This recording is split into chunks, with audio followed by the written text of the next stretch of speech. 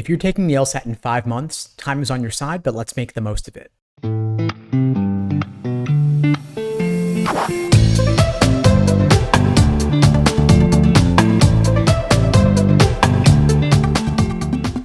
Hey, what's up everybody? Steve Schwartz here from LSAT Unplugged, joining you today to share your 5-month LSAT study plan. Before I get into it, a little bit about LSAT Unplugged. We offer live online classes via Zoom, on-demand video courses, small group coaching, and one-on-one coaching. Check out the links below this video to find out more and to book a call with me and my team. We'd love to help you out. So the reason I'm making this video is that a lot of folks out there I know are taking the LSAT in roughly 5 months, looking for guidance on their LSAT study plans. That's what I'm here to help you out with. So today I'm going to share my 5-part framework for LSAT study plans. I call it the LASER approach to LSAT prep. LASER is an acronym standing for Learning, Accuracy, Sections, Exams, and Review. The idea behind it is to help you build your foundation first, because it's too easy to jump into taking time practice tests, obsessively measuring your results, and looking for some key breakthrough when you're not actually doing the hard work of review.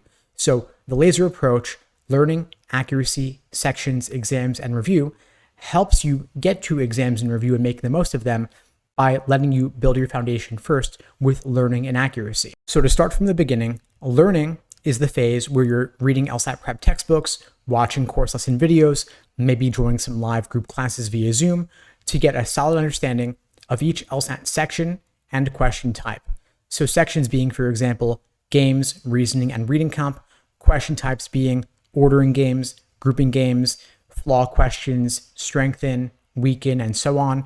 Reading comp, you've got natural science, social science, humanities, and law as the general topics, and then you have main idea questions, primary purpose questions, and so on. So you take some time at the beginning to slow down, build that foundation.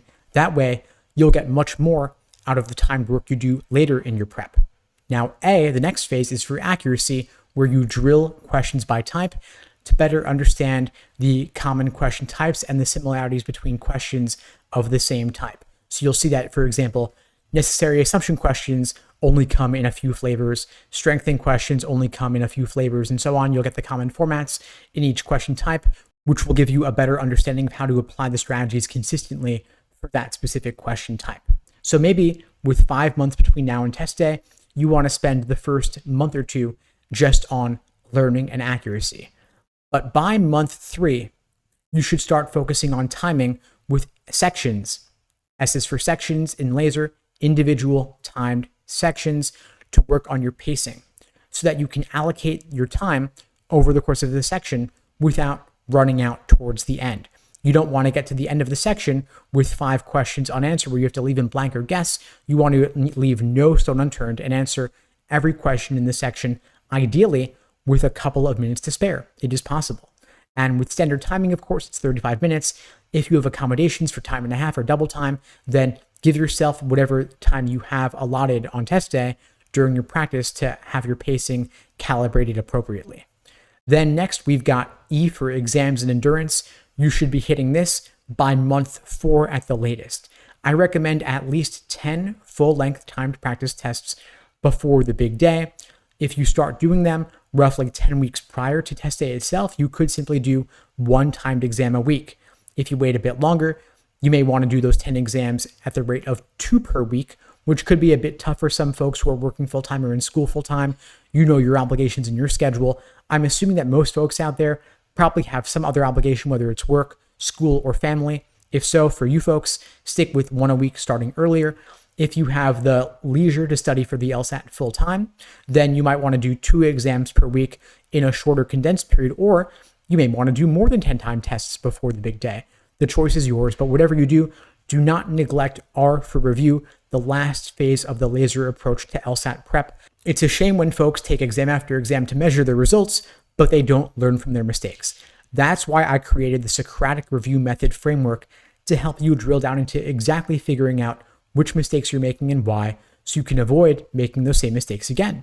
I help you figure out where your misunderstanding stems from, whether it's in, say, for logical reasoning, for example, the stimulus, the question stem, or the answer choices. If it's in the answer choices, was it a tempting wrong answer or an unappealing right answer? If it was a tempting wrong answer, what makes that wrong answer choice tempting? and what ultimately makes it wrong. And if it was that the right answer choice is unappealing, what makes that choice unappealing, but what ultimately makes it correct? You have these traps of encouragement towards the wrong answer and traps of discouragement away from the right answer. And by taking the time to slow down and thoroughly understand the mistakes you're making and why, you can avoid making those same mistakes again and get a lot more value out of the questions that you're completing and the time exams that you're taking, so that test day itself will go a whole lot more smoothly. Anyway, folks, that's all for now. I hope you found this video helpful. If you did, please do me a favor, share this video with someone who needs to see it. I don't do any paid advertising for this channel. I rely only on word of mouth to help get the word out. So if you know anybody who's taking the LSAT in the near future, anyone who could use guidance putting together their LSAT study plan, please share this video with them. It just takes a moment and it may change the trajectory of their legal career. In the meantime, folks, I'll wish you all the best and take care.